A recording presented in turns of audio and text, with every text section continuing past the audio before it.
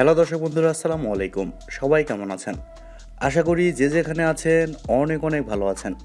দর্শক বন্ধুরা, আজকে আমরা কথা বলবো Realme Narzo 50i এই ফোনটি নিয়ে। বাংলাদেশের মার্কেটে এই ফোনটির প্রাইস রাখা হয়েছে 10,990 টাকা। এই ফোনটি মূলত একটি এন্ট্রি লেভেল বাজেট সেগমেন্টের ফোন। ফোনটির হাইলাইটেড বিষয় হচ্ছে এই ফোনে থাকছে 5000 mAh এর একটি ব্যাটারি এবং এছাড়াও থাকছে 6.5 ইঞ্চির একটি ডিসপ্লে। আরও থাকছে 8 মেগাপিক্সেলের ক্যামেরা। সব কিছু মিলিয়ে এই ফোনটি এরকম প্রাইস পয়েন্টে কেমন হবে? ফোনটি কি ভ্যালু ফর মানি হবে, না এরকম প্রাইজিংয়ে এর থেকেও কোনো বেটার অপশান থাকছে আপনাদের জন্য? পুরো ভিডিওটি অবশ্যই দেখবেন। আশা করি ফোনটি সম্পর্কে আপনারা বিস্তারিত জানতে পারবেন। আর আপনারা দেখছেন টিভি টেক টিউব, আর সব সময়ের মতো সাথে আছে আমি প্রান্ত। ভিডিওটি ভালো লাগলে অবশ্যই একটি লাইক দিতে কিন্তু ভুলে যাবেন না।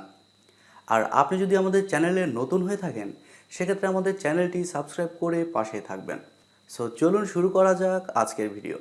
প্রথমে যদি ফোনটির ডিজাইন এবং বিল্ড কোয়ালিটি নিয়ে কথা বলি, তাহলে এই ফোনটির ব্যাক সাইডে এবং ফ্রেমে থাকছে প্লাস্টিক, আর ব্যাক সাইডেই উপরের অংশে বাম সাইডে থাকছে এই ফোনটির ক্যামেরা সেটআপ, আর একেবারে নিচের দিকে থাকছে স্পিকার গ্রিল।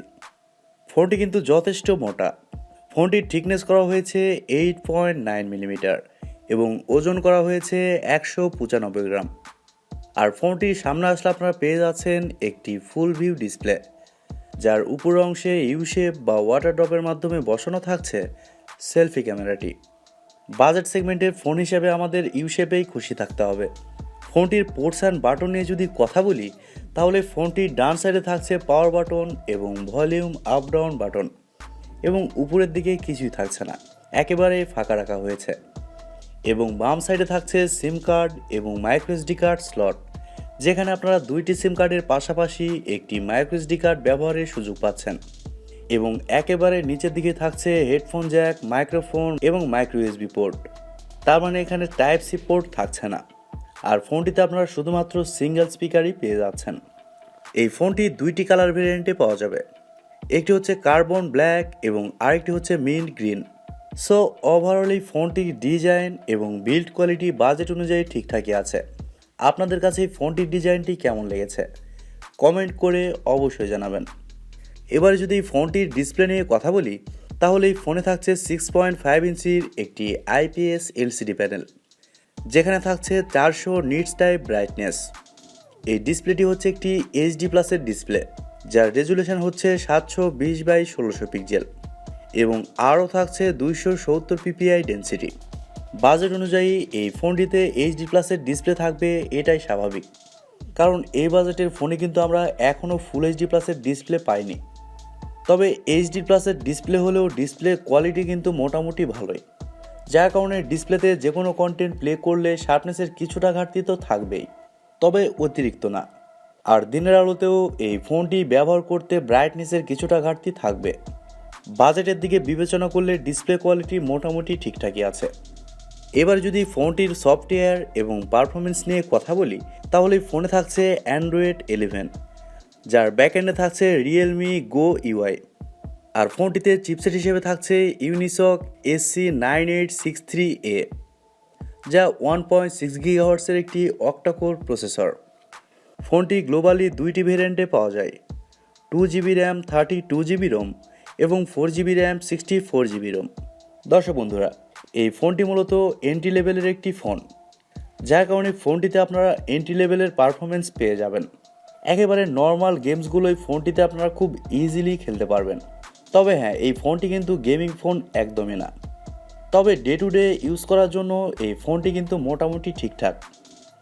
এবার যদি ফোনটির ক্যামেরা নিয়ে কথা বলি, তাহলে এই ফোনটির রেয়ার সাইডে থাকছে 8 মেগাপিক্সেলের একটি ওয়াইড সেন্সর, যা 2.0 অ্যাপারচার। আর ব্যাক ক্যামেরার ফিচার হিসেবে থাকছে LED ফ্ল্যাশ, HDR প্যানোরামা। আর ব্যাক ক্যামেরা দিয়ে আপনারা 1080p 30 fps শ্যুট করতে পারছেন। আর ফোনটিতে সেলফি ক্যামেরা হিসেবে থাকছে 5 মেগাপিক্সেলের একটি ওয়াইড সেন্সর, যা 2.2 অ্যাপারচার।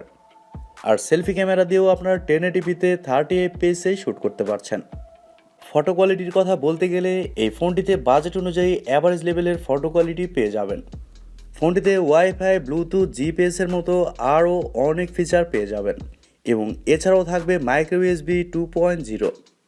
এবার যদি ফোনটির ব্যাটারি এবং চার্জার নিয়ে কথা বলি, তাহলে এই ফোনে থাকছে 5000 mAh-এর একটি ব্যাটারি, আর ফোনটিকে চার্জ করার জন্য থাকছে 10 ওয়াটের একটি চার্জার। তবে এই ফোনটিতে আপনারা রিভার্স চার্জিং সাপোর্টও পেয়ে যাচ্ছেন। 10 ওয়াটের চার্জার দিয়ে এই ফোনটিকে ফুল চার্জ করতে সময় লাগবে 2.5 থেকে 3 ঘন্টা, আর ফোনটি আপনারা নর্মাল ইউজে একদিন খুব ভালোভাবেই চালাতে পারবেন। এবারে কথা বলা যাক অল ওভার এই ফোনটি আপনার জন্য কেমন হবে। দর্শক বন্ধুরা, এই ফোনটি কিন্তু গেমিংয়ের জন্য একদমই না। আপনি যদি শুধুমাত্র একজন নর্মাল ইউজার হন, ডে টু ডে ইউজ করার জন্য একটি ভালো ফোন নিতে চান, সেক্ষেত্রে এই ফোনটি আপনি চুজ করতে পারেন। সো দর্শক বন্ধুরা, এই ছিল আজকের ভিডিওটি আপনাদের কাছে কেমন লেগেছে কমেন্ট করে অবশ্যই জানাবেন। আর ভিডিওটি যদি সত্যিই ভালো লেগে থাকে, তাহলে টিভি টেক টিউব চ্যানেলটি সাবস্ক্রাইব করবেন, ভিডিওতে একটি লাইক দিবেন, আর সব সময় আমাদের পরিবারের একজন হয়ে থাকবেন, কারণ আপনাদের সাপোর্ট এবং ভালোবাসা সব সময় প্রয়োজন। সো আজকের মতো এ পর্যন্তই। সবাই অনেক অনেক ভালো থাকবেন এবং নিরাপদে থাকবেন।